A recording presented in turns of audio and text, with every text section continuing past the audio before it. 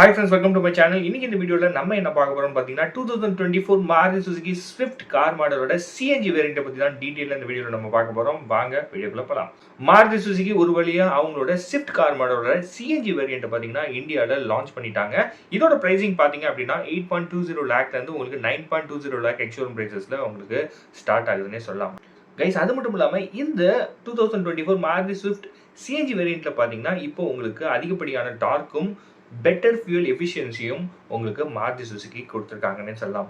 Guys அது மட்டும் இல்லாமல் இப்போ லான்ச் ஆகிருக்கக்கூடிய இந்த சிஎன்ஜி வேரியன்ட் பார்த்தீங்க அப்படின்னா மாருதி சுசுகி ஸ்விஃப்ட் கார் மாடலில் இப்போ ஒரு புது வேரியன்ட் ஆட் ஆயிருக்குன்னே சொல்லலாம். கைஸ் மாருதி சுசுகி இந்த ஸ்விஃப்ட் சிஎன்ஜி கார் மாடலை லான்ச் பண்ணதுக்கு அப்புறமா இந்தியாவோட லார்ஜஸ்ட் கார் மேக்கரான மாருதி சுசுகியோட போர்ட்ஃபோலியோவில் பார்த்தீங்க அப்படின்னா இப்போ கிட்டத்தட்ட 14 சிஎன்ஜி கார் மாடல்ஸ் வந்து அவைலபிளாக இருக்குன்னே சொல்லலாம். கைஸ் இன்னொரு முக்கியமான விஷயம் என்னன்னா மாருதி சுசுகி அவங்களோட ஸ்விஃப்ட் கார் மாடலோட பெட்ரோல் வேரியண்ட்டை பார்த்தீங்க அப்படின்னா 4 மந்த்ஸுக்கு முன்னாடி வந்து லான்ச் பண்ணியிருக்காங்கன்னே சொல்லலாம். கிட்டத்தட்ட இந்த ஸ்விஃப்டோட சிஎன்ஜி வேரியண்ட் பார்த்தீங்கன்னா 4 மந்த்ஸுக்கு அப்புறம் தான், அதாவது பெட்ரோல் வேரியன்ட் லான்ச் ஆகி 4 மந்த்ஸுக்கு அப்புறம் இந்த ஸ்விஃப்ட் சிஎன்ஜி வேரியண்ட்டை மாருதி சுசுகி இந்தியாவில் லான்ச் பண்ணியிருக்காங்கன்னு சொல்லலாம்.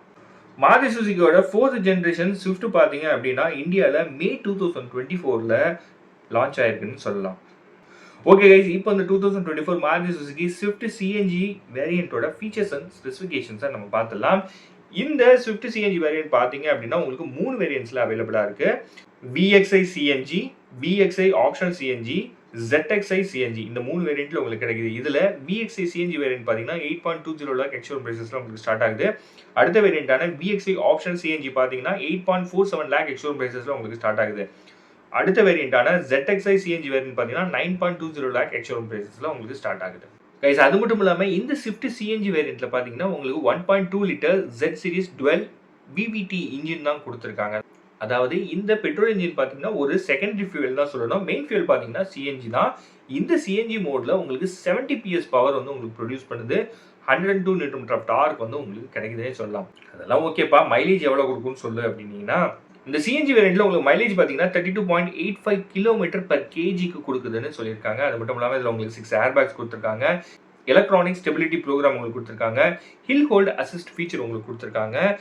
இந்த சிஎன்ஜி வேரியன்ட் பார்த்தீங்க அப்படின்னா உங்களுக்கு 5 ஸ்பீட் மேனுவல் கியர் பாக்ஸில் மட்டும்தான் அவைலபிளாக இருக்குன்னு சொல்லியிருக்காங்க.